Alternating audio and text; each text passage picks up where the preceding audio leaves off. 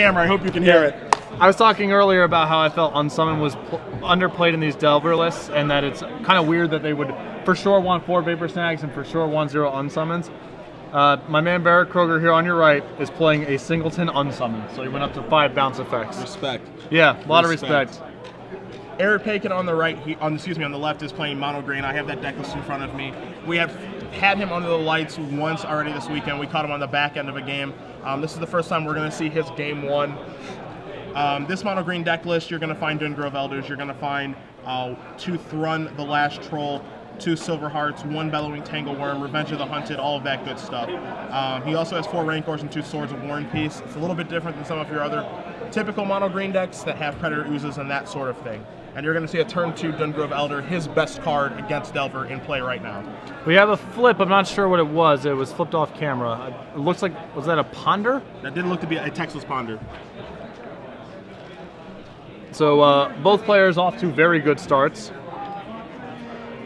Kroeger in for 3 with his Insectile Aberration. I'm going to Ponder. So is there anyone in particular you think is favored in this matchup? I know that, from the Mono Green side, Dungrove Elder is the best card they can play. It's not a card they can block effectively. They can't Phantasmal Image it. It's a great Revenge of the Hunted target, a very good Rancor target as well. I want to be on the side of the person who's going first. I think that's actually more important than... I think that edge is more significant than any minor edge the 2 decks might have against one another in the abstract. Okay. Yeah. Fairly cut and dry. I mean, the difference, each of their starts are so much worse, or so much more powerful on the play than on the draw. Like these 2 openings that they both have, these openings are incredible. Right. Either way, and Dungrove Elder being in play now, the clock is already on. Like, could you imagine if you went turn 1 Insectile Aberration, turn 2 Flip, Ponder, Vapor Snag your Elf on the play? Yeah, like this game's basically over. Yeah, it's basically done. Yeah. So now we're going to see how Panknin can catch up. We'll see if he has any more lands. I think he would have slammed a Force into play immediately if he had one. So that's not good. Yeah, that's not a good turn for Panknin there. And to exasperate your point, imagine if he was on the draw. Right. He could even play Dungrove, He only has 2 Forests. That is a Dismember. That's very, very good. That is key. Yep. And he has two Dismembers in his deck list. Fortunate enough to draw 1 of them right now. Yep. For Erik's side, he just needs to draw Forest. He has 23 forests in his deck. He needs to just hit his land drops. Yeah, and that's what basically the numbers we've been seeing on these deck lists is either 23 or 24. It seems to be the consensus of the Mono Green players. I think with the combination of Zenith and Dungrove Elder in the deck, I would probably err towards 24 than 23. I think that you want to have lands. He also has Sword of War and Peace in his deck. You also want to be able to hard cast Revenge of the Hunted. I wish that, he had something to do with his lands, like a Treetop Village or something of that nature, which he doesn't, but you want more lands than you don't. You want to be able to cast your spells. Yeah. And Dungrove Elder gives you something of a hedge against flooding. Sure. So we see some cantripping taking place on Barrett's side. Him having his Delver killed was... it derailed his plan quite a bit. We're looking at a shuffle here that's 3 lands, and I think he's already flooding out a little bit. Yeah. And while Erik's clock isn't, impressive, we're looking at a 2/2 and a 1/1 right now. Every forest that he draws increases everything. It increases Dungrove Elder. It's going to increase the spells that he can cast. We could be seeing a Zenith for 3. We could be seeing a Thrun, the Last Troll, that sort of thing. Every forest that he draws now is going to be very, very dangerous for Barrett. Yeah, and he's in one of those spots where drawing a land is awesome, and drawing most of his non-land cards is also good for him. Yes. And Barrett's shields are down now. There's no Mana Leak to play around. Yeah. All right, so there's a Delver, so he can get his engine back online, be able to start racing. Doesn't look like a force he just drew. 2 more. Depending on what spell he plays, I'm interested to see if he's going to be tapping all 3 mana this turn. Because if not, I may have attacked with that land war off. Okay. No, another Elder. So we're in that same spot again. Every forest now is just crazy good. Crazy good. This is a big flip right here. Nope. Nope. Flipping there is a huge swing. It's a 4-turn clock instead of now not being able to attack and trying to figure out something else to do with your turn. Yeah, not being able to attack, not being able to block. Yeah. No, it's just bad all around. That flip was super important for Barrett. And he is flooding pretty badly right now. Yeah. I mean, He has at least 2 lands. Now, I know that you have that Delver deck that's in front of you. Are there Restoration Angels over there? He has 3 Restoration Angels and 4 guys in the same track. Okay. So what's going to make this difficult now for Erik is, can he afford to attack this turn? Well, I don't think you can afford to not attack. Okay, well, that's a good hedge. This can only go so badly now. That's going to make it easier. I could very easily see him just sending in with the 4-2-1. Yeah, the thing is, like, if you have nothing to do this turn, I think you just have to attack. All right. I'm just hoping he doesn't have Restoration Angel. Well, I think if you have Rancor, I'm way more inclined to only send 1 because you have a hedge. Sure. If you don't have Rancor or some way, it's like, well, what are you going to do? Not attack? You're just going to not attack for the whole game? Like, you have to do something. Sure. It would be different if they were 3-3s, and then it's like, well, I can wait 1 draw step to make them 4-4s, and then, but since you're 2 draw steps behind, I think you just have to do your thing. And this looks to be Restoration Angel. Okay. That's going to eat the 2-2-1. This is, okay, Dismember Numero Dos. Oh, sick. Both the Dismembers. Sick.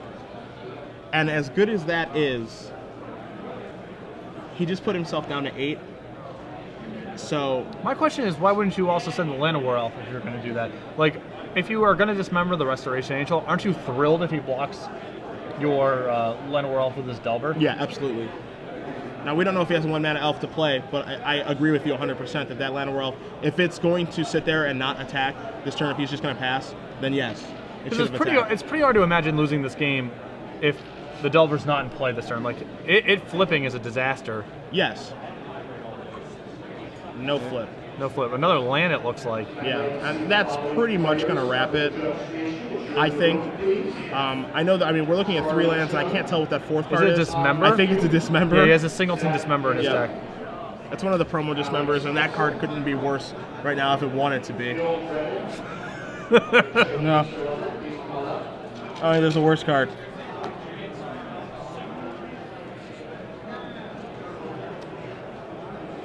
So now, one of the advantages to the Delver deck, Pat, is that, he can sit here and act like he's got a lot of decisions to make. Yeah. Bluff that sort of thing. Okay, blah, blah, blah. The Dungrove Elder with Rancor is coming in no matter what this turn. Right. But it might stave off the 2-2 Dungrove that he can't, 3-3 Dungrove now, because he played a Forest, and the Llanowar Elf might keep those guys at bay, which will give him potentially some sort of sequence of draws to be able to win this game. Yeah, I'm sending in the squad here, though. I mean, your Dungrove Elder, like, the game's not going to go on for enough turns where holding back your Dungrove Elders is going to, you know what I mean? It's not going to matter. Sure. 1, 2, 3, 4, 5, 6, 7, 8. 4, 5, 6, 3, 6. So this is a lethal 8. attack.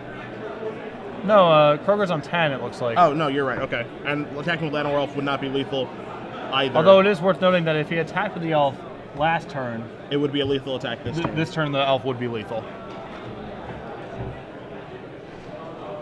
Maybe he has some awesome 4-mana spell where it's still worth holding. I'm not sure. Yeah, I mean, he does have 4-mana spells available to him. He does have 2 Thrones in his deck. He also has Zeniths that he can cast.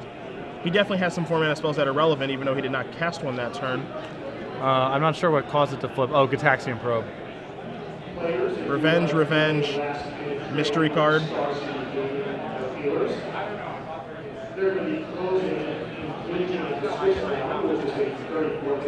I don't know what he's... That's a Bell Tiger Worm? That's yeah. what. Okay, so that's what we're saving up for. Yeah, it's unfortunate because this game should, in theory, by the way that we have lined it up with the Llanowar Elves, this game should be over, or that Delver should not be in play. Right. Either way. Do I think that Barrett's gonna be able to come back from this? No. Well, I don't know. But He has. I haven't actually paid too close of attention to the cantrip count, but there are 2 copies of Runechanter's Pike in Kroger's deck, so we certainly had some running draws this turn where I'm sure he could have killed him. Like cantrip into Thought Scour into Pike Equip. Into Pike Equip. Yeah, it could just be lethal out of nowhere. Put him at 5.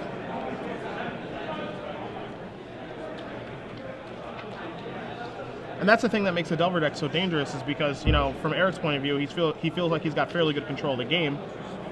And then, just that quickly, you know, he could have died to that sequence of draws that you just talked about. Yeah. I've seen Delver pull some games out of the hat that are just unbelievable, you know what I mean? Yeah. It's absolutely crazy. Running cantrips into Runechanter's Pike or into Snapcaster, Vapor Snag, and then rebuy it the next turn to, you know, exact lethal. Like, just see that all the time. And this turn, Barrett, I like what Barrett's doing here. Obviously, you know, this isn't anything mind-blowing, but he's just sitting here. Yep. You know, he is sitting here and he's basically bluffing Restoration Angel, like, are you going to attack me with all of your guys? If you do, I'm dead. I'm sure he immediately concedes. Right. But he can get into his head of, well, I mean, am I supposed to attack with all of my guys? What am I supposed to do this turn? Yeah. Why isn't he conceded when he's facing out this much damage? Yeah. So. No, it's at least, I mean, you know, there's some low percentage chance. Unfortunately, these creatures don't fly, so it's not like they protect him from any weird out that Kroeger might have. Yeah. You're just obliged to swing, but so at least worth a shot. Taking a look at Eric's deck list on the mono green side, looking at his sideboard, the cards that I feel that are relevant, 2 Beast Withins could be of some relevance. It's not the best card against Delver, but Restoration Angel is problematic on occasion, so I could see him boarding those in. He has 1 Sword of Feast and Famine I expect to come in. He also has 2 Garrick Relentless. That would not surprise me to see those. Stinger Fling Spider is definitely going to join us. The 1 Thrag Tusk will join us. Corrosive Gale is most likely to come in. He has 2 Crushing Vines I would not be surprised to see make an appearance. And there is a chance that the Unval Tracker would come in, but I find it to be unlikely. So, how do you like the 5-mana spells in these matchups? I like the 5-mana spells enough that I want to play them. I wish he had access to more mana, because he only has 23 lands and 8 mana accelerants, or excuse me, 7 mana accelerants and like no borderland rangers to find lands. So it's a little bit harder for him to be able to, you know, for example, Green Sun Zenith for Stinger Fling Spider, when he couldn't even get close to 6 mana that game to cast Revenge of the Hunted. But the 5-mana spells that he does have a huge impact on the game. Stinger Fling is going to kill a Insectile Aberration or a Restoration Angel. Thragtusk is going to gain them 5 life if they're in a racing. You know, those cards have a huge impact on the game. Yep. And on the other side, we have 3 copies of Talran, which I like quite a bit in this matchup. Just flyers are pretty awesome in general. He has a single Spectral Flight and another one in the main, so he can go up to 2 there. And then the rest of the sideboard isn't too awesome. It's possible that he wants Phantasmal Image if he suspects Thrun. I'm not a huge fan of the card otherwise. But yeah, I mean, it's pretty straightforward. I like Talrand a lot, and I like the going up to the 2nd copy of Spectral Flight. Sure, Spectral Flight plays an interesting role because he does have Geist of St. Traft in his deck, 4 of them, and something that a lot of green decks are unable to beat, unless they have Bonfire the Damned in their deck, is Geist of St. Traft enchanted by a Spectral Flight. That's 8/8 in the air, so that's 16 damage over the course of 2 turns, and that's something that the green decks aren't really well equipped to deal with. Stinger Fling Spider doesn't really deal with it very well.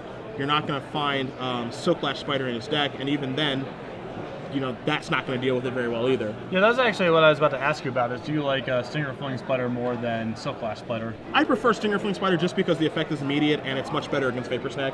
Okay. You're gonna get exactly what you want with that 5 mana.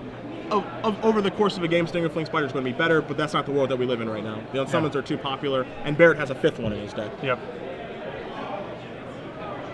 I mean, of the cards I expect him to sideboard out, I just expect Revenge of the Hunted to go. Yep. I don't see any reason to keep that in. This is a spot where I would want Rancor in my deck still. Yeah. And people are also... I think after you have a game like that where he's just sitting there with them all in their hand, even if he's on the fence about whether or not he should be doing it in this matchup in the abstract, I think after you have a game like that, you're way more inclined to be like, get these things out of my deck. Like, I just had 2 of them rotting in my hand. My opponent flooded out, and I basically matched him by having 2 copies of this card in my hand. Yes, yeah. I in essence mulliganed twice because this card was doing nothing for me. Right. So yeah, I would expect that card to hit the bench. The matchup is interesting because what kind of makes Mono Green a really good deck, and kind of something that you can reason playing in a tournament like this is, if you're coming here preparing to play against Delver a lot, one of Delver's trump to green decks is Phantasmal Image, and it's so mediocre. Yes. Against your deck. against Mono Green, because copying Dungrovelder is not very exciting. Copying Strengergeist is fine, but you can overcome that because your guys are so big. And copying Thrun is, of course, really good, but you only have 2 copies of that, and you're not going to go out of your way to search for those with Green Sun Zenith. You're just going to be searching up Dungrovelders and chaining away with those until your opponent is dead. Yeah, it's not like the pre-Cavern of Souls ramp decks were pretty all in on Thrun in these kind of matchups, and so Phantasmal Image was very good there.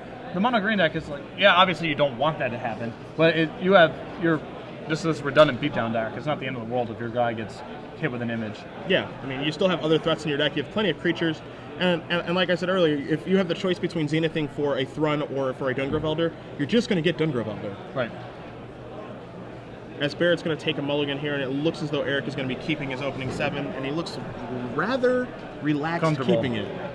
But remember, Panknin is the one guy playing here who actually is not a lock.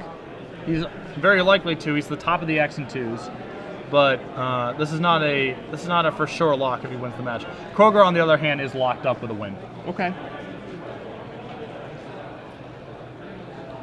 So it's interesting. This matchup is interesting to me.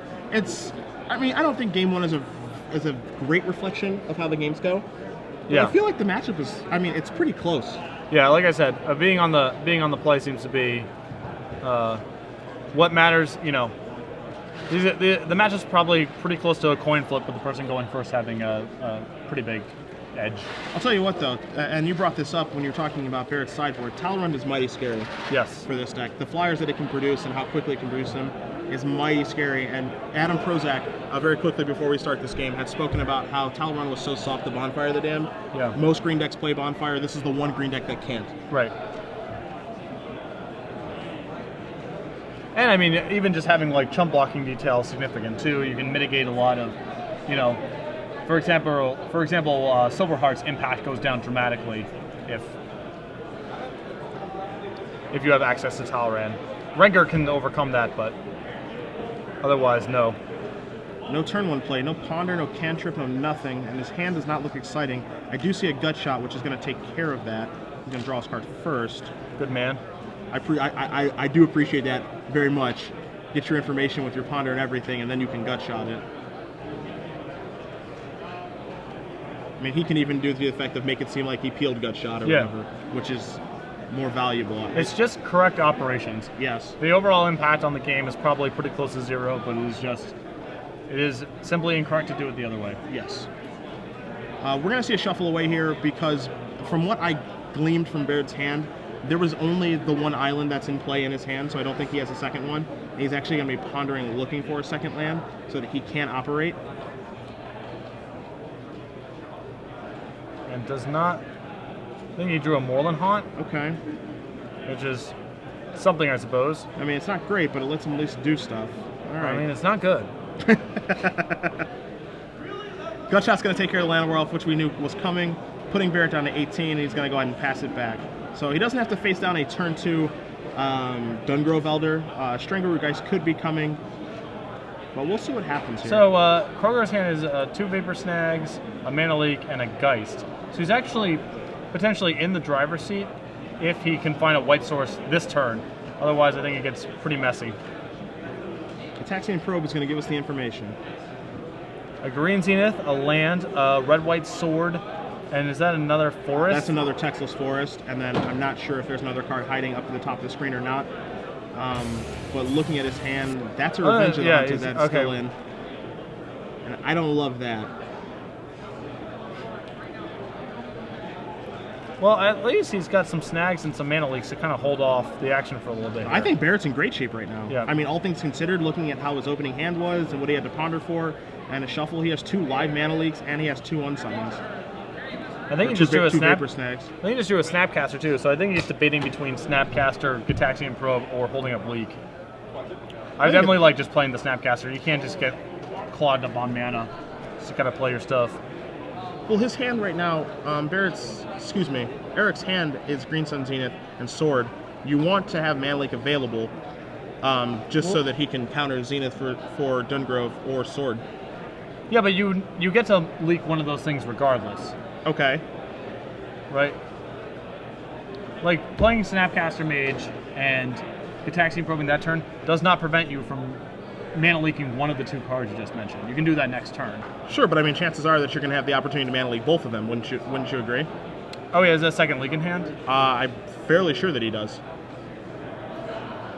I might be wrong, and if I'm wrong, then your play is correct. There's also just, the sequencing is just too suspicious. Like, what if he just goes, play sword, all right, do you want to leak this? It's not particularly good here, but we can just bleed it out, and attack for 1 with my elf. All right, you have to see Chrome Coast, which is very good. Allows him to get his Geist online. But no, I understand what you're saying. Like, you know, his first step that he plays is Sword of War and Peace, and if he doesn't counter that, you know, it's like, okay, well, this is a threat. It may not look like a threat, but it is a threat, and you have to deal with every one of my threats now. So there's our sword, which is not especially good. He's going to play against this. the 2 Vapor Snags, this is really ugly. Yeah, this was a fortunate draw by Barrett to draw his white source that turn. Yes. I mean, obviously that's why the cards are in his deck, so that he can draw them. But I think that was like the one window he had available to make it a relevant draw. Yeah. Because now Geist is online, Erik is behind, and 2 Vapor Snags is going to probably not allow him to catch up. Plus, there's a Snapcaster Mage. Yeah. All right, so that's going to be a shot for 6. Yeah, and this sword is going to, I believe, end up taking Panknin down a bad path. Yes, I think of what we discussed about the previous turn.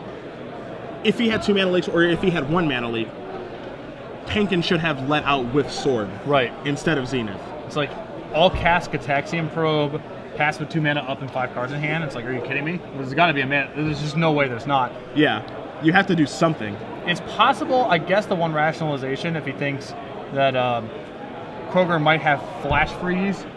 No, even Flash Freeze, you want to run the sword out. Yeah, there you want to too. run the sword out then there that's first. even better. Yeah. No, then, yeah, I can't. I think you just want to lead off with your sword there. So now he's going to try to hit him. He should have held the land before trying to hit him, just to get that 1 extra point of life. But he knows that it's going to get snagged. Yep. So that's going to go back. And now we're going to see what kind of follow-up he can have, because he can try to play around Mana Leak, or he can just do this. Yeah, this is very good. He's going to equip that, and now trouble is here in a big way. That was a big swing right there. I don't think there was a Dungrove Elder there before when he got a Gataxian Probe, but there's one now. I'm fairly sure that you're correct. And now we're in some serious trouble here for Barrett. Yeah, we are. This is going to be ugly. Yeah, and this is what makes this deck so good, because this is the only deck that can play this card, and it really is that powerful of a card. Yeah. You know, it kind of sucks that you have to play 23 Forest and you can't really splash for Bonfire or anything like that, but it's almost worth it, because just there's nothing they can do now about this. Yeah, I'm pretty sure he's not regretting not having a Bonfire in his deck right now. Yeah. He's just in the worst way, in the worst possible situation now. So he's going to flash back a Ponder. And God forbid he has Rancor in his hand, because at least Snapcaster could block this turn and chump and make it so that he could draw a series of cards to keep chumping it. But if he has Rancor in his hand, this game is... Well, I mean, the big draw that Kroeger has right now is Spectral Flight. If he has Spectral Flight to put on Geist Saint Draft, he can chump block the Dungrove Elder with Snapcaster Mage this turn, and then present lethal the following turn. So I think that's what he just has to... He has to just try to find that now. He's looking at a hand with... his Ponder is Talrand and 2 lands, which is fine in the abstract, but I don't think he has enough time to, like, say go play Talrand, Vapor Snag next turn. Like, I just don't... It's possible. Well, if his turn would be... If I'm Kroeger, I'm just looking for Spectral Flight. I think that's your best shot of winning from here. Okay, just trying to draw that card, get the cards out of your hand, and just try to win that way? Yeah. Okay. You know, my line that I was going to come up with that turn is, you know, he keeps Talrand on top, or maybe he draws his land, plays his land, draws Talrand, Vapor Snags what I presume to be the land or elf that's going to come back into play, make a 2/2, block with a 2/2, so that's 2 blocks of the Sorted Dungrove, and then Erik may play spell pre-combat, he'll be able to leak it, make a 2/2 block. If he doesn't leak it, he can just chump block with his Talrand, and Geist may be quick enough to win the game that way. No, I think that line's fine. I'm just worry that, like, basically, I think that only succeeds if you assume Panknin's hand is pretty bad besides. Like, Special Flight gives you a shot of winning even if his hand is actually reasonably good from here. Sure. This is probably going to end it because he has Revenge. Oh boy. And so not only is everything going to get blocked, but Sword is going to get a hit. He's going to gain life. He's going to deal damage. Both of his guys are going to die. So that's it's messy. Yeah. It's going to be a messy combat. Yeah. Things are going to die. And I think that we can both agree that Revenge isn't the best card in this matchup, but there are certainly situations that lend itself to be a very good card, and we are currently in one of them. Yeah, it's basically Dungrovelder, which is, you know, not the card that I'm not concerned about winning the games where I have Dungrovelder unchecked. You know what I mean? Yeah. Which is ultimately the criticism, right? Yeah. It's very good here, but a lot of things would have been very good here. Yes. And this is you know, a lot of people are curious about the inclusion. Oh no, you are gonna have to block with that other card, my friend. One of the cards in mono green. He has to block with everything. I guess he can't block. I'm sorry, he can't block with guys. Oh yeah, yeah, because of protection. That's kind of funny. Like you have to block with that, and he can't block with that, so never mind. But Revenge of the Hunted is kind of one of the more debated cards in this deck, and you can see why it's in the deck. Yes. There is definitely some power level attributed to that card. There's also, I mean, you know, we're basically, the criticism of the card is basically in the prism of, like, it's not good against Delver. If the metagame ends up being more broad than just that, like, in the green matchups, I would want to, if I was anticipating playing a lot of green, I would want 4 copies of that card in my deck for sure. Yes. You win all the combats, it can randomly blow people out, it gives you insurance against Bonfire of the Damned, I mean, a million different things. Yeah. But and I want to make sure that I'm reading Revenge of the Hunted correctly. The life totals may be incorrect. I'm not positive on that. I'm fairly sure that Revenge of the Hunted grants trample, but I want to make sure that I'm correct about that because even I get things wrong on occasion. yeah, they're adjusting the life total, so. Okay. Kroeger going down to negative 15,000 Yeah. after the attack. Okay, it does grant trample, Yeah. so I just want to make sure that I had that correct. So, not really sure what we're supposed to do. Well, he does have if he has Delver and Snapcaster in his hand, he's actually doing okay. Because Sure. I don't know if you caught Erik's hand, but he has 2 cards left in his hand. It's Elf and Dismember. Okay. Yeah. So he's going to get the opportunity to. I mean, he just needs to chump block 3 turns. Twice. Because Vapor Snack is going to deal the last point of damage, so it's going to be 6/6 and then 1. And he's got a Moreland Haunt too. Well, pro white from Sword. Oh, he's still he's still locked up. So if he dismembers the Delver, it's going to put him down to 9. and isn't this attack just lethal? Well, he has Snapcaster Mage in his hand. Oh, okay. So the Dismember is going to put him down to 9 to kill the Delver. Snapcaster Mage is going to flash into play, get the opportunity to block. Dice will hit him down to 3. And then if he's able to draw another blue creature, he's actually going to be able to possibly win this game. Okay. Things are going to have to break Garrett's way quite a bit. Yeah. But it's not impossible, and that made it harder. I think he has a mana leak in his hand, though. He does have a leak, but then he dismembers. Oh, then he's that just dead. guy, and then he's just dead. Yeah. Yep. Now he does have a snag, so he can snag bounce doesn't. the Tangleworm. Okay, so he goes bounce Tangleworm. Yeah, so he goes bounce Tangleworm. Okay. And then he has a leak for Dismember. He goes Dismember. Oh, this is even better. Yeah, this is even better. Holy crap. Yeah, you leak that. Tangleworm goes back. He chumps. He attacks. Puts him down to 6. And then he plays Tangleworm again. You Snapcaster the leak. Counter it. And then you have the potential to kill him.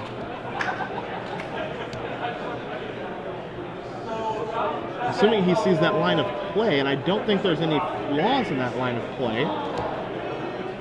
Okay, there's the leak. The one from Snag's going to put him down to 12. Yep. And then 8 for the Dismember, right? Yes, 8 from the Dismember.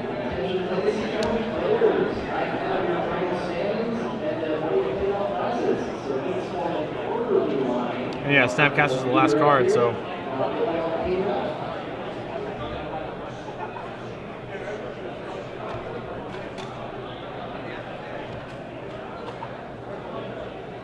I think that life total is wrong for Erik Panknin. I think it should be 8 instead of 3, just so that you guys know at home. He's going to flip his Delver. Yeah, he left Ungrovelder back on D that turn. Okay. He's attacking with both of his guys. Okay. All right, I guess there was some confusion with the life total. Okay, sure. So we're going to go to game 3. There's just a bit of a life discrepancy on our end, it looks like, but that was a pretty insane game. Yeah. No, that was pretty crazy. It's funny, the non-bow of Red, White, Sword, and Revenge actually it cost him the game instead of winning them the game. Some support from the gallery there as he gets ready for a third game. It looks like there's a bit of a visual effect right now on Erik's side as far as like body language is concerned. I think that he was rather, I mean, I thought he was going to win that game. Yeah, I think he was pretty confident that one was a wrap. Yeah, I thought that game was a wrap, especially when he cast Revenge of the Hunted. I thought it was going to kill the guys at St. Traft and was going to take care of everything. I was wrong about that, but on top of me being wrong about that, I still thought that he was going to win. Yes. I didn't think it was going to be a big deal. I mean, Kroeger had a pretty good sequence of draws there in those, like, the 3 turns. Yeah. But he played very well to actually put himself in a position to make those draws even matter. Yeah. No, absolutely. Crazy game. Like, I think that Panknin actually wins that game if he can find a way to get the Red, White Sword off of his Ungrovelder. Yeah. It's just absurd. Yeah. Pretty funny. You know, it's funny because the turn that he played Dungrove and he equipped it, it may have been potentially correct to like play Dungrove, replay the elf, say go. He draws his 6th land, like he can't attack into the elf because Dungrove's a 5/5, and then he's just like Revenge of the Hunted, kill your stuff, go, equip it next turn. And even if he leaks Revenge of the Fallen, it's like, okay, that's fine, still attack you, untap, now move sword onto my guy. Yeah, and now attack you. Yeah. That's crazy. Yeah. I mean, it is really hard to make that judgment call in retrospect, right? I mean, I guess the elf versus the equip is actually a real deal, but if he was just going to pass with 2 mana up otherwise, I guess your instinct is just to put your sword on your guy. Yeah, I have 2 mana. It's hexproof, whatever. Yeah, like why would I not equip this? Go, and then that ends up possibly losing him the game. That's wild. Yeah. So it's in this situation, I know that you and I have played a lot of competitive Magic. If you're in Erik's seat right now, you just need to take a deep breath. You know, that game didn't go the way that he wanted to go. You can tell that he's visually affected right now. Yeah. And, you know, he just needs to take a deep breath, get his head back into the game. It's just one game. I can still top 8 the tournament, you know, or potentially top 8 the tournament depending on how the tiebreakers go. So I have nothing to worry about. Let me just finish this game out. Yeah, there's definitely a... you know, you just gotta shrug that off and go to the next play. You know what I mean? Yeah. I mean, it's no one's saying it's easy, but you know, he's in what I perceive to be a very close to possibly good matchup. Yeah. And from your point of view, he's exactly where he wants to be because he's on the play. Yeah. You couldn't ask for a better. You know, if you woke up this morning and said, "All right, you're gonna play for top 8. You're gonna be on the play game 3 against Delver. Would you take this outcome or not?" It's like, yeah, of course. I've taken it a million times over. So. This is where you want to be. Everything that led up to this is irrelevant now. Now this is just the game in front of you. There's one game to play, and I mean, I'll give Barrett some credit. I have liked the way he has played both. Oh yeah, games. he's played a tight 2 games for sure. It's been impressive. He's given himself the best opportunity to win in 2 games where I did not think he would have the opportunity to do that either time. Yep. Looking for a mana accelerant, and there it is. There it is. All right. And Barrett gesturing about having Llanowar Elf. That's probably going to get gut-shotted. Oh my goodness. Unbelievable. I can't believe how lucky you are to kill it. I can't believe how lucky you are to have Llanowar Elf. Put it in your graveyard. Even though I have a better start than you go. Yeah, much better. Yeah. Much better. Yeah. I have my best possible start. Your turn.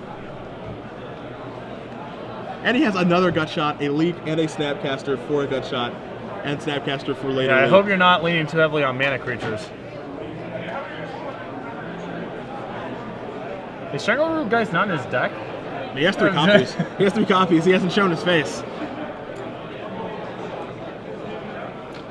So Delver did not flip. No flip for Delver for once, but I mean, he's still in a difficult situation here because he has mana leak. So if his plan is going to be Dungrove Elder, it's not resolving. Yeah. And he has this liberty of just sitting back on his leak until his Delver flips, and then he can act proactively from there. Yeah. He does know that the Dismember's there, so he can't lean on it too hard, but I mean, yeah, he's in a situation where he's in the driver's seat. He's controlling everything. yeah. Because he has mana leak and he can wait until Delver flips, and it's going to force Erik to move. I mean, I think this is going to be probably Snapcaster, Flashback. Flashback, gut shot. It depends how land heavy his hand is, right? Like if his hand has, if he's like at the risk of flooding out, then it's possible he wants to keep the Snapcaster Mage to leak and Snapcaster that. But if he's heavy on action and light on lands, then you probably want to fire off your gut shot off your Snapcaster there. Yeah.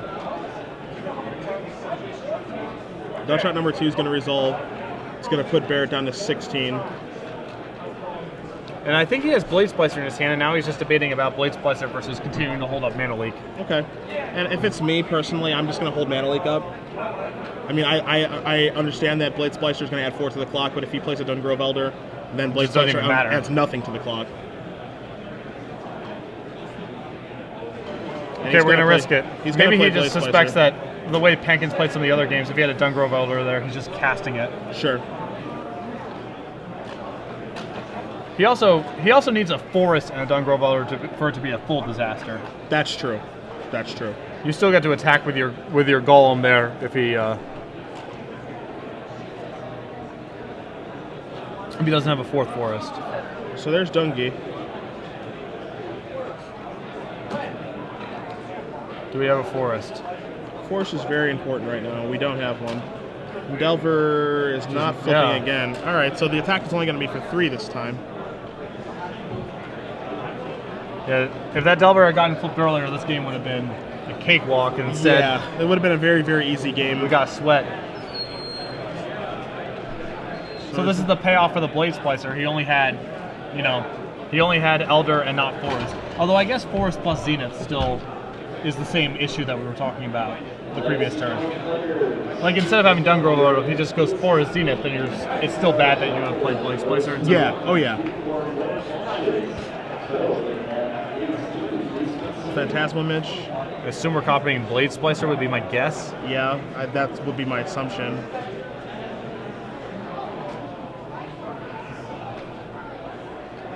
Yeah. Okay. So Erik really needs a Forest, like right now. He needs a Forest right now. He needs something along the lines of like, I mean, whatever spell he's going to cast, unless it's Thrun, it's going to get countered. So yeah, Forest is rather critical right now. That is a Viridian Corruptor. I assume this is going to get hit with a Mana Leak. Yeah, I can't imagine this is going to be resolving, so that's going to bite it. He also has the Snapcaster Mana Leak shield up for next turn. Do we have a Forest? That's the big... Yeah. No. He's not going to be able to block, and if Delver flips, I think this game is all but over. Nope, but it no did flip not yet. flip. We're still breathing, but we're in a really bad place. Yeah. He's going to be able to get him for 6 to put him to 9. 9. So if you go 9 to 8, should he send his Splicer and his Image as well? My instinct is that he should be sending them, but I can't. Okay. He's right on board with you. You just did the math as well. I didn't even do the math. It just feels. It just feels like right. That's what you're supposed to do. Sure. Attack him for 7. Put him down to 8. If Delver flips, then it's just going to be 3/6. Then he has to block that. Yeah. Okay, got you. I got you. Provided he doesn't draw a Forest. But also Snapcaster is going to come into play, more than likely, to provide 2 more damage to the clock. Sure. It just feels like what else are you going to do with those guys? You're about to close out the game. Just close out the game. Yeah, just get the game over with.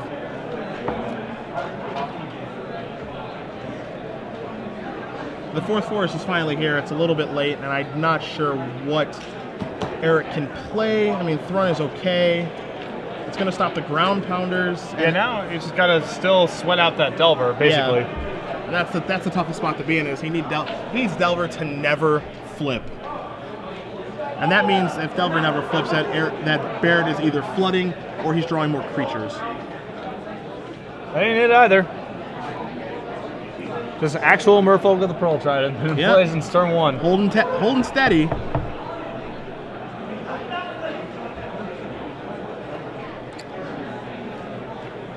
It's not impossible, but it's not going to be easy. I mean, this would be a pretty crazy game for Panknin to pull out, right? Yeah. you know, one of the cards can that save him? Yeah, one of the cards that can save him is Revenge of the Fallen. Is Revenge? Right? Yeah, Revenge of the Fallen just murders him, right? Just everything dies. Yeah, everything just gets completely destroyed.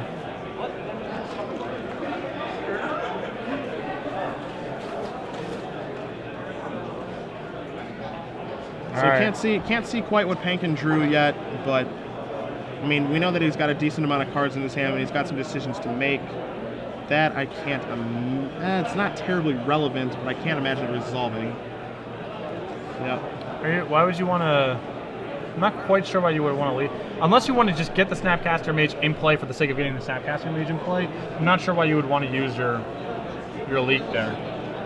Yeah, and I don't know if he's ever going to find a better target, but I mean, he does have chump block duty on that card. Panknin's tight on lands, and he's got so many 5s and 6s in his deck. Delver still is not flipped.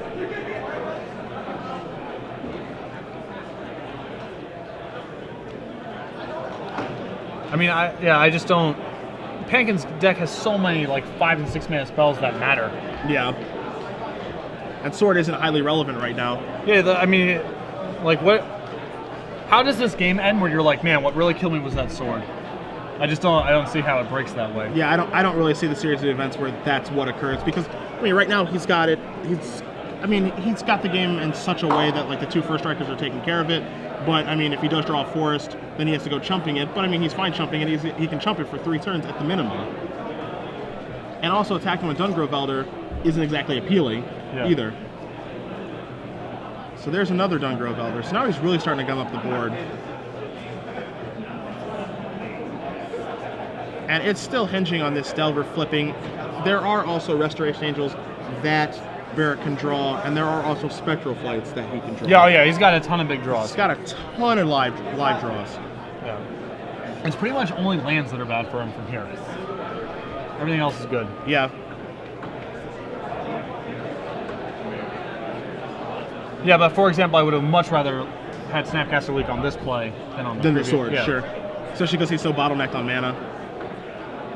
Checking. Still not flipped. What is in his hand? It's a Snapcaster. Although I'm not even sure what he even has at this point to Snapcaster back. I'm fairly sure he has a Ponder in his graveyard that he cast at the beginning of the game. I'm almost positive there's one there. I wish I could see his graveyard a little bit better to confirm that. No, I think if he had a Ponder, that Delver would have flipped 7 turns ago, probably. Sure, I guess he would have rather Snapcaster that Ponder. It's just Talrun. Sure. Okay. We need Revenge of the Fallen. Yeah, if he has Revenge of the Fallen in his deck, good God. This is a big one. Huh? Oh, that's a good slow draw. Oh. That's a good slow draw. I thought we were contemplating our target there for a second. Woo, that was a good slow draw.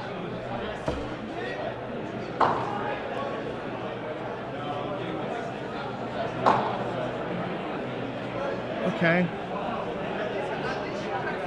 The door is probably going to shut on Panknin pretty soon here. Yeah, every time. If he draws if he reveals an instant, it's over. Yeah. Talrun makes a 2/2. Delver flips, puts in a 5. 3/2 and a 3/2 and a 2/2 is lethal. That is the conclusion of regulation in Swiss today. So please finish up your turn and play 5 additional Strangleroot Geist. Yeah. Looks like a Geist. Yep. And I would remind any player, if you're interested in trading with Star City Games, you need to go directly to the... You know, the worst thing for Panknin is that the card that could potentially save him and get him out of the situation, Bellowing Tangleworm, is going to be stopped by the Golem tokens. Yeah. So a card that, if he was to peel the 5th land and slam Bellowing Tangleworm, how is this even possible? I've never seen anything like this playing against a Delver. That thing not flipping ever.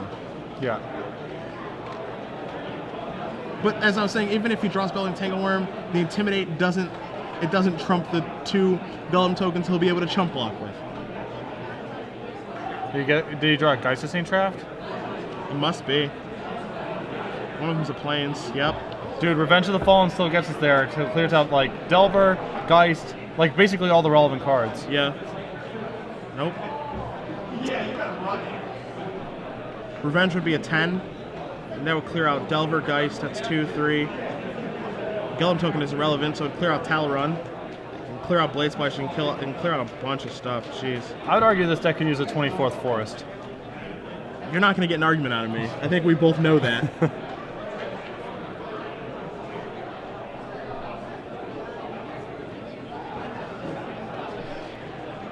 Hell of a game. This is unbelievable.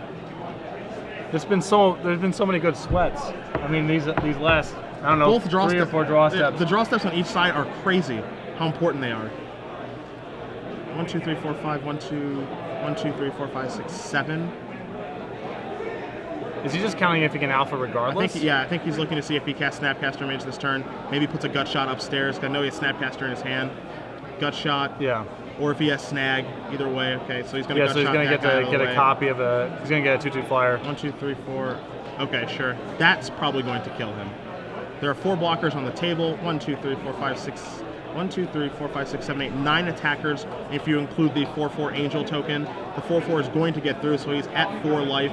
The 2/2 is also going to get through the 2/2 flyer, so he's at 2 life before any of the blocking even begins. And Delver's still down. Yeah, but it doesn't matter. If Barrett Kroeger attacks with all of his creatures this turn, the game is over. Yeah, what's he even potentially playing around? I mean, the only card that he could potentially play around is Corrosive Gale, which Phyrexian mana and Fog. Yeah, Fog. Terrifying Presence. Hello.